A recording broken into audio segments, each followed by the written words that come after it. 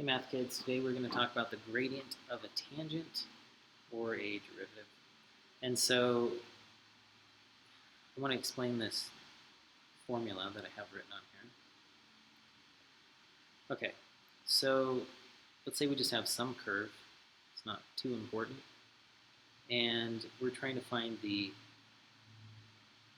average rate of change. So we look at this, we look at this. I'm going to call this point A, comma, f of A. Okay, so the x value is A, and the y value is just what we get when we plug in A to the function. Okay, so that's this point right here. Now we're going to move some distance away, and we're going to call that distance h. And so now we're going to be at A plus h. So the x value is A plus h, and we're going to get f of A plus h. Okay, so that's the scenario. And then if we plug this into y2 minus y1, x2 minus x1, what we're going to get is we're going to get this, if we call this y2, x2, x1, y1. If we plug that in, we're going to get f of A plus h minus f of A all over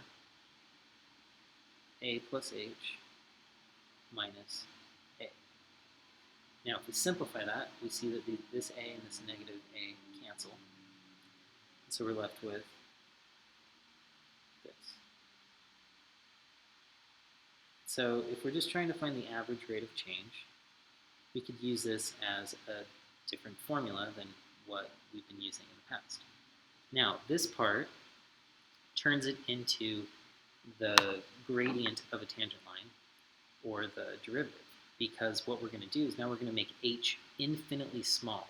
Remember, the limit says we get very, very, very close to 0, so close that we're almost dividing by 0, but we're not quite.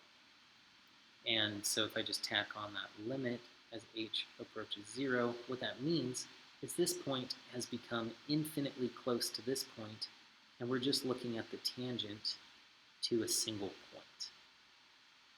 Okay, and so that's kind of the explanation of that formula. Now let's use it and see how it goes. Okay, so find the gradient at 2,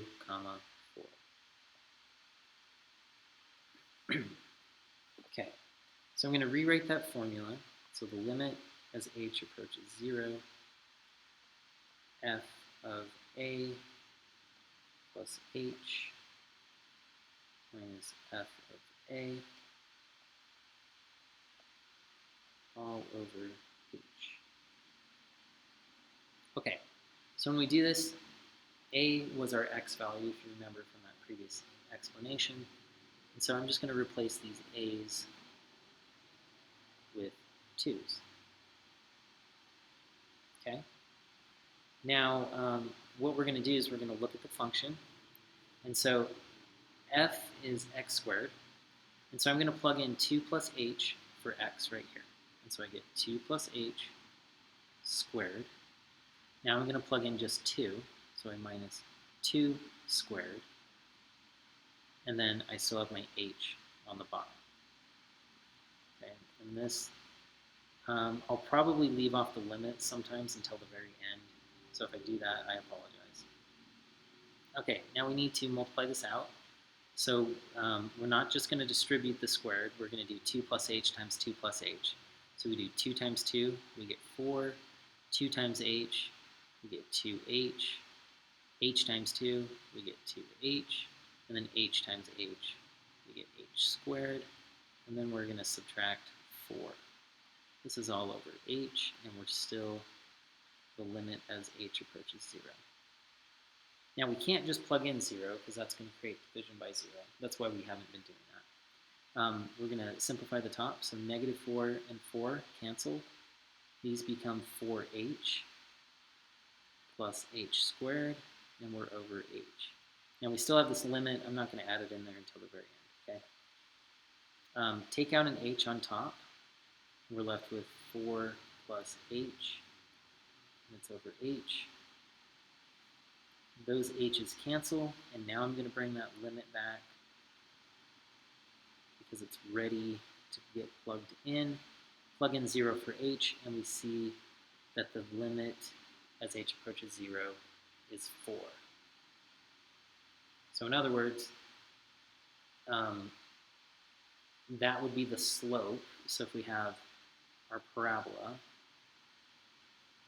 and we go to 2, 4, the slope at that point is going to be 4. Okay? And that's everything for this video. If you need additional help, come to Math Lab. Until then, calculator.